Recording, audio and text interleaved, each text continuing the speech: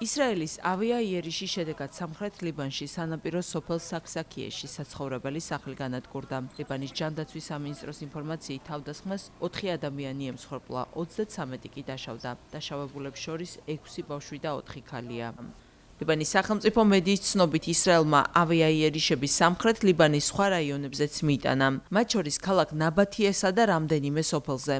სამხრეთ ლიბანში ვითარება კვლავ დაძაბულია, მიუხედავად 17 აპრილს ძალაში შესული ცეცხლის შეწყვეტის შეთანხმებისა, ისრაელი და ჰეზბოლა თავდასხმებს აგრძელებენ.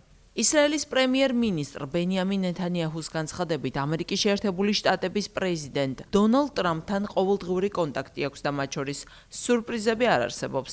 ნეთანიაჰუს თქმით, ორივე მხარის მთავარი მიზანი ირანის გამდიდრებული ბირთვული მასალის სრულად განადგურება და თეირანის ბირთვული შესაძლებლობების შეზღუდვაა.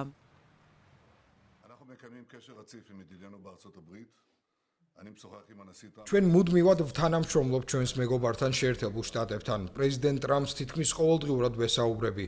ჩემი გუნდი და მისი გუნდი ყოველდღიურად ურთიერთობენ, მათ შორის დღესაც. სრულ კოორდინაციაში ვართ. არანაირი სიურპრიზი არ არსებობს. ჩვენ საერთო მიზნები გვაქვს და ყველაზე მნიშვნელოვანი მიზანი ირანიდან გამდიდრებული მასალის სრულად გატანაა. პრეზიდენტ ტრამპს ჯერა, რომ ამას ამა თუ იმ გზით მიაღწევს. თუმცა ჩვენ მზად ვართ ნებისმიერი სცენარისთვის და ეს არის ჩემი მითითება ისრაელის თავდაცვის ძალებისა და უსაფრთხოების სამსახურებისთვის. ისრაელი ახლა უფრო ძლიერია ვიდრე ოდესმე, ირანი და მისი მოკავშირეები კი უფრო სუსტები ვიდრე ოდესმე ყოფილან. לצה"ל ולגורמי הביטחון שלנו.